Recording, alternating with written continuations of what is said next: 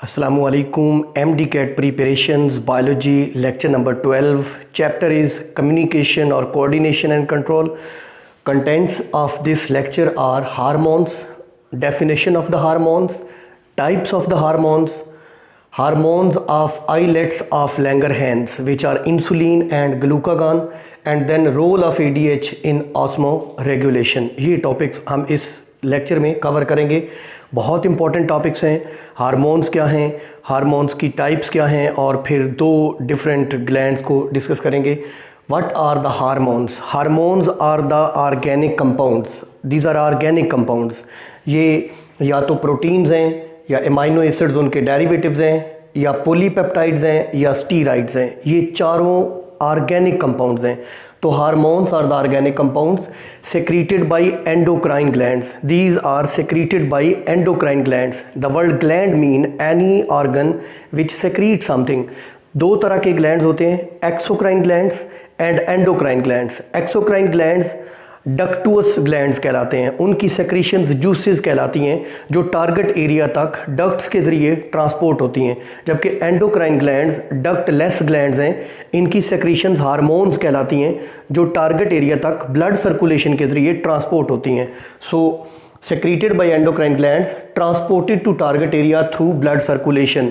ये हमारी बॉडी में ग्लैंड्स जहाँ जहाँ पर होते हैं ये अपनी सेक्रीशन, अपने हार्मोन्स पैदा करके ब्लड सर्कुलेशन में डाल देते हैं। डेफिनेटली ब्लड पूरी बॉडी को इनर्वेट करता है।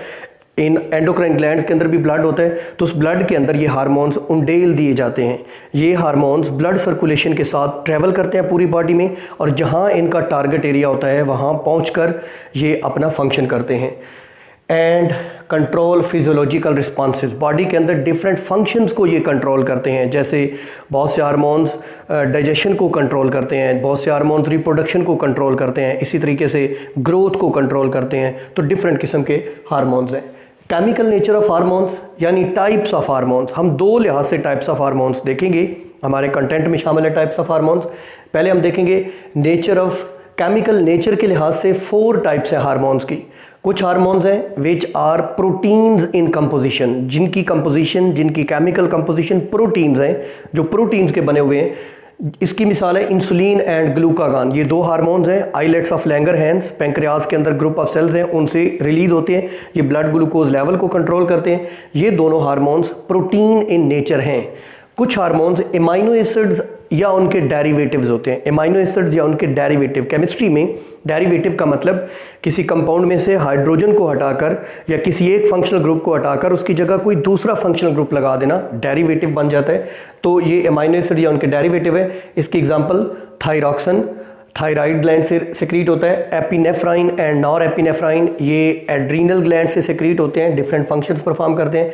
ये तीनों हार्मोन्स या एमाइनो एसिड्स हैं या उनके डेरिवेटिव्स हैं। फिर कुछ हार्मोन्स पॉलीपेप्टाइड्स होते हैं, यानी पॉलीपेप्टाइड और प्रोटीन में डिफरेंस होता है। तो पॉलीपेप्टाइड्स होते हैं जैसे ऑक्सीटोसिन फीमेल हार्मोन है और डिलीवरी और मिल्किंग या मिल्क रिलीज़ करवाता है। एडीएच एंटी डायूरेटिक हार्मोन, इसको वैसोप्रेसन भी कहते हैं, पोस्टीरियर पिट्यूटरी से सीक्रेट होता है और बॉडी के अंदर ऑस्मोरेगुलेशन को कंट्रोल करता है। ये पॉलीपेप्टाइड है। कुछ हार्मोन्स स्टीराइड्स इन नेचर होते हैं। स्टीराइड्स लिपिड्स की किस्म है, स्टीराइड्स लिपिड की किस्म है। एंड्रोजन्स यानी मेल सेक्स हार्मोन्स और estrogens female sex hormones. Female sex hormone में लुटिनाइजिंग हार्मोन है और बहुत सारे और एग्जांपल्स दी जा सकती हैं। एंड्रोजन्स में टेस्टोस्टेरोन है। तो ये स्टीराइड्स इन नेचर होते हैं। ये केमिकल नेचर के लिहाज से हार्मोन्स की टाइप्स हैं।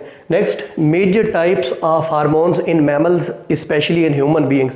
ये हैं डिफरेंट एंडोक्राइन ग्लैंड्स के नाम। हाइपोथैलेमस न्यूरोसेक्रेटरी ग्लैंड है, ये बेसिकली नर्वस सिस्टम का पार्ट है, न्यूरॉन्स का बना हुआ है आमतौर पे। बाकी तमाम ग्लैंड्स न्यूरॉन्स के नहीं बने हुए, ये न्यूरॉन्स का बना हुआ है। जाहिर है दिमाग का हिस्सा है, ब्रेन का पार्ट है हाइपोथैलेमस। ये भी सेक्रीट करता है, ये भी एक ग्लैंड है हाइपोथैलेमस। पिट्यूटरी ग्लैंड हमारे ब्रेन में होता है।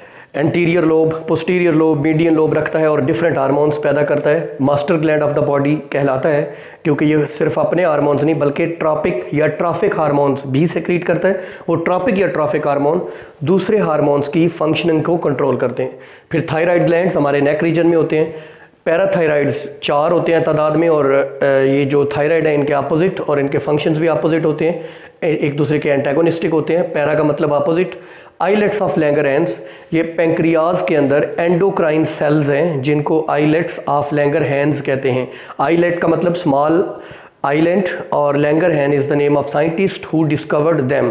एक बात क्लियर रहे कि पेंक्रियाज को double gland of the body भी कहते हैं, क्योंकि पेंक्रियाज का जो मेजर पार्ट है वो एक्सोक्राइन ग्लैंड के तौर पे काम करते हुए पेंक्रियाटिक जूस पैदा करता है जिसका डाइजेशन में रोल है। और islets of Langerhans which are endocrine cells, group of endocrine cells in the pancreas, they act as endocrine glands and secrete insulin and glucagon hormones. हम डिटेल में भी देखेंगे। एड्रीनल ग्लैंड्स हमारे किडनीज के ऊपर पड़े होते हैं। 2 किडनीज हैं, 2 ही एड्रीनल ग्लैंड्स हैं, और एड्रीनल कॉर्टेक्स और मेडुला डिफरेंट हार्मोन सेक्रीट करता है। हमारी गट भी जो है ये भी एक एंडोक्राइन ग्लैंड, मींस होल गट नहीं, लेकिन गट के अंदर डिफरेंट जगहों के ऊपर, जैसे जो गैस्ट्रिन हार्मोन है वो स्टमक वाल के अंदर जो एंडोक्राइन ग्लैंड्स है वहाँ से सेक्रीट होता है। इसी तरीके से सेक्रीटन है और भी हो सकते हैं।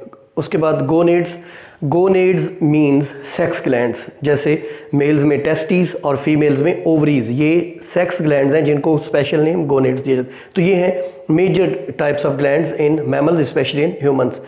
हम आइलेट्स ऑफ लैंगरहैंस को देखते हैं।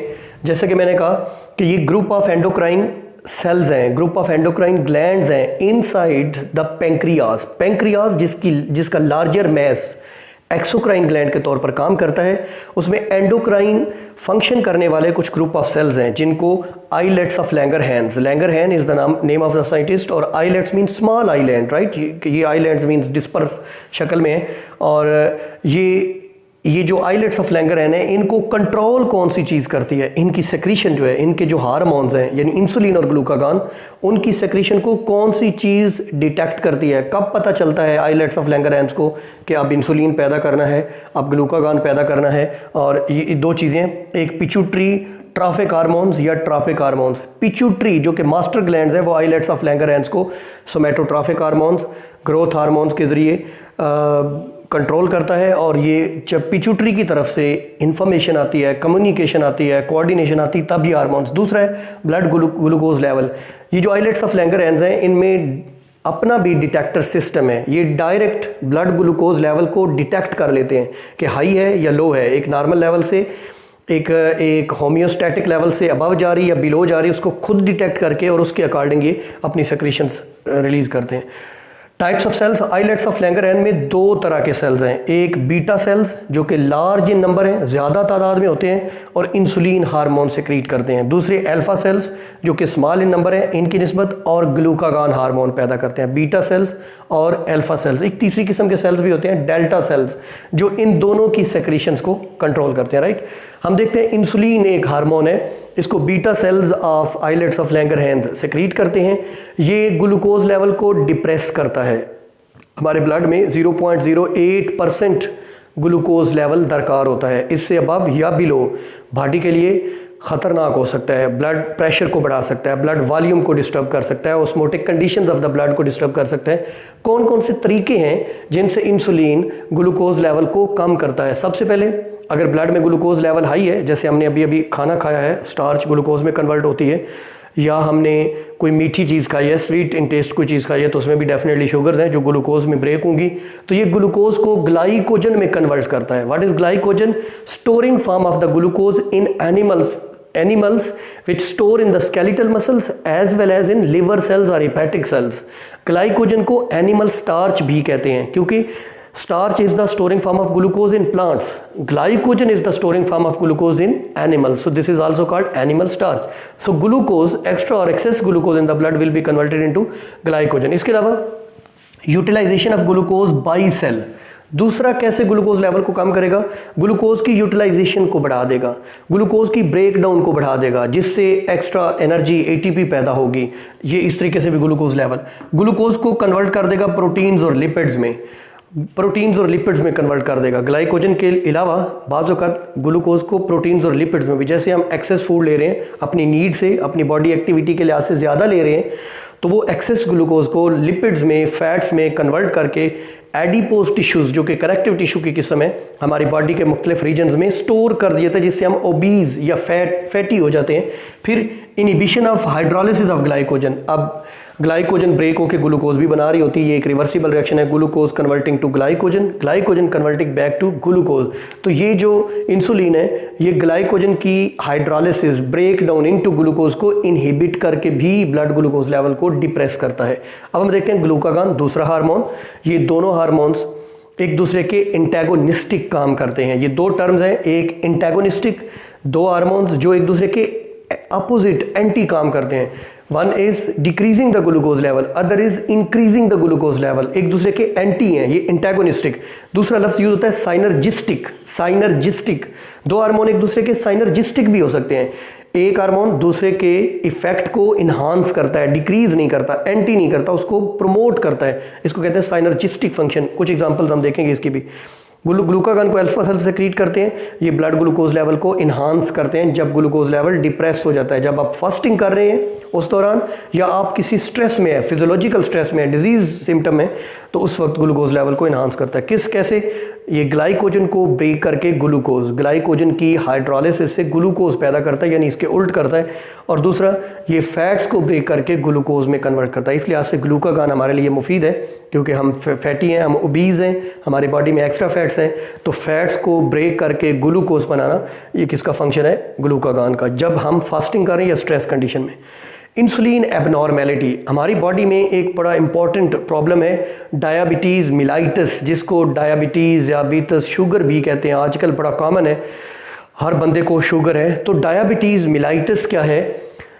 Hyperglycaemia, hyperglycaemia, hyper mean high level of glycaemia, glucose level, यानी इंसुलिन बीटा सेल्स में एबनॉर्मेलिटी पैदा होगी, इंसुलिन पैदा नहीं हो पा रहा। इंसुलिन पैदा ना होने की वजह से ब्लड ग्लूकोज लेवल, जब हम ग्लूकोज ज़्यादा ले रहे हैं तो वो इन्हांस कर जाता है, इंक्रीज कर जाता है, जिससे हमें कैसे पता चलेगा कि हमारी बॉडी में हाइपरग्लाइसीमिया यानी डायबिटीज़ मिलाइटिस को डिटेक्ट कैसे करते हैं? ब्लड के अंदर ग्लूकोज लेवल ज़्यादा होगा, ब्लड को चेक कर लें। यूरिन के अंदर भी ग्लूकोज लेवल ज़्यादा होगा, ब्लड का ऑस्मोटिक इक्विलिब्रियम डिस्टर्ब हो जाएगा। ऑस्मोटिक इक्विलिब्रियम मीन ब्लड के अंदर वाटर और सोल्यूट्स कंसंट्रेशन फिक्स होती है। सोल्यूट कंसंट्रेशन अगर इनहांस हो रही है, ब्लड थिक हो रहा है, तो उससे भी हमें अंदाज़ा हो जाएगा। नर्वस सिस्टम डिप्रेस हो जाता है, नर्वस सिस्टम डिस्टर्ब हो जाता है। डेफिनेटली जब नर्वस सिस्टम को, ब्रेन को प्रॉपर ब्लड नहीं मिल रहा, थिक ब्लड मिल रहा है, तो नर्वस सिस्टम की फंक्शनिंग डिस्टर्ब हो जाएगी।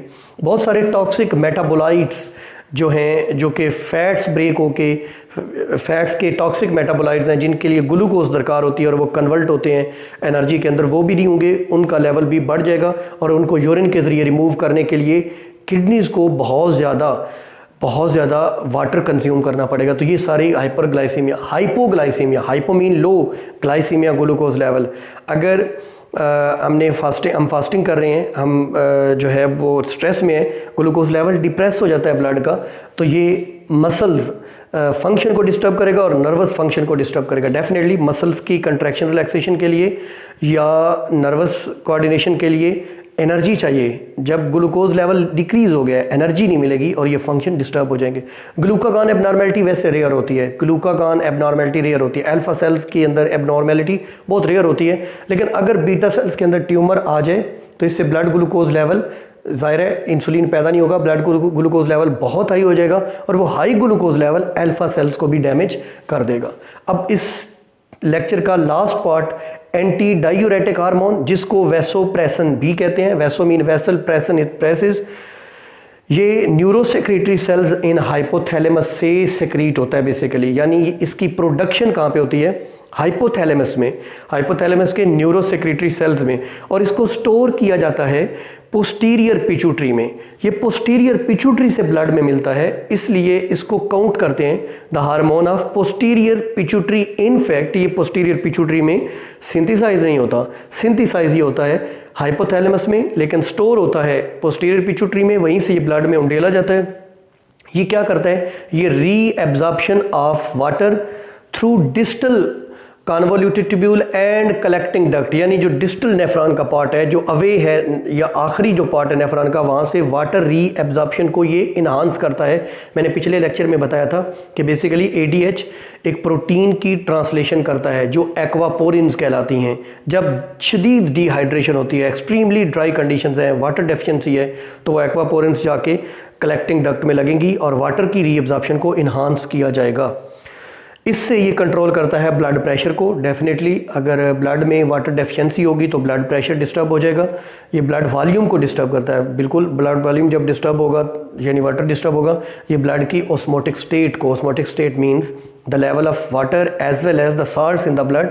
और लास्ट पे अगर ADH की मिकदार कम पैदा हो, ADH सप्रेस हो जाए, तो एक और डिजीज़ है जिसको डायबिटीज़ इंसिपिडस कहते हैं। डायबिटीज़ इंसिपिडस में यूरिन ज़्यादा मिकदार में पैदा होता है, बार बार रिपीटेडली यूरिन पैदा होता है, और यूरिन के अंदर जो वाटर की कंसंट्रेशन है वो ज़्यादा होती है, यानी डाइल्यूट यूरिन पैदा होता है। इससे बॉडी के अंदर डिहाइड्रेशन पैदा हो जाती है और अगेन एंड अगेन पानी पीना पड़ता है पेशेंट को, यानी थर्स्ट फील होती है। तो दो डायबिटीज़ इंसिपिडस की अलामत हैं, एक थर्स्ट फील होगी अगेन एंड अगेन वाटर की, और दूसरा यूरिन अगेन एंड अगेन आएगा क्योंकि उसमें वाटर बॉडी का जो है वो रिमूव किया जा रहा है। ये थे हमारे टॉपिक्स, हार्मोन्स, उनकी types, islets of Langerhans, insulin, glucagon और ADH। Thank you very much.